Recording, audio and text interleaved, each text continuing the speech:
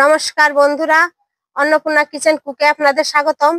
আজকে শোল মাছের রেসিপি নিয়ে আসা হয়েছে। আপনারা দেখুন, অনেকটাই বড় শোল মাছটা, কি সুন্দর সুন্দর পিস করা হয়েছে। এই মাছের ভুনা করা হবে। এখন ভুনা করতে কি কি উপকরণ লাগে আপনারা দেখে নিন।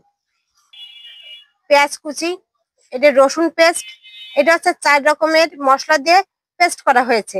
জিরে, এলাচ, গোলমরিচ, লবঙ্গ। আর এটা হচ্ছে গেল শুকনো লঙ্কা। এটা চুই, খুলনা সবাই চেনে, এটা খুব সুস্বাদু। এতে তরকারিতে দিলে এটা খুব স্বাদ হয় এবং সেন্ট হয়। সঙ্গে দুটো তেজপাতা। প্রথমে সাদা তেল দিয়েছি।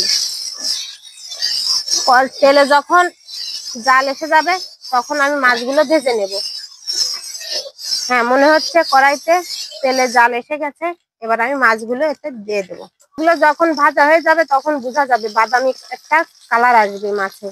তখন আমরা মাছগুলো উঠাই নেব। তবে আমরা খুব শক্ত করে মাছগুলো ভাজি করব না, মাছগুলো নরম থাকবে, তখন আমরা মাছগুলো উঠাবো। নরম নরম ভাজি হবে। মাছটা আমরা এবার উঠাই নিচ্ছি, নরম নরমই।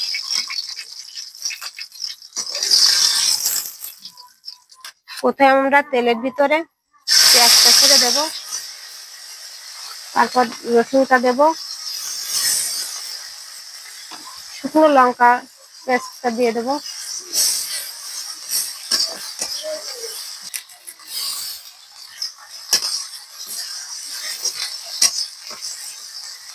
সেই চুইটাও আমরা এখনই দিয়ে দেবো তেলের ভিতর।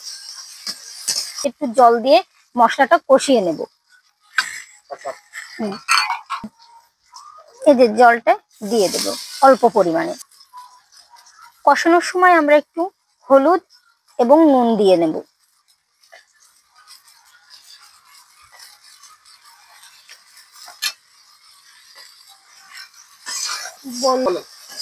দেখুন বন্ধুরা, আমার মশলাটা কি সুন্দর কষানো হয়ে গেছে, কালারটাও খুব সুন্দর এসেছে।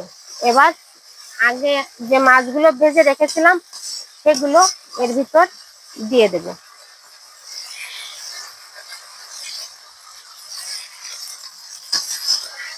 এবার একটু নেড়ে চেড়ে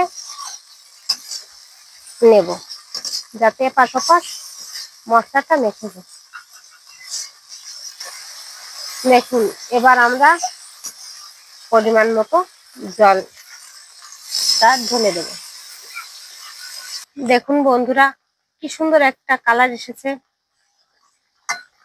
একটু পরে নামিয়ে নেব আমরা। তার আগে আমরা এটাকে সুন্দর করে নাড়িয়ে নেব।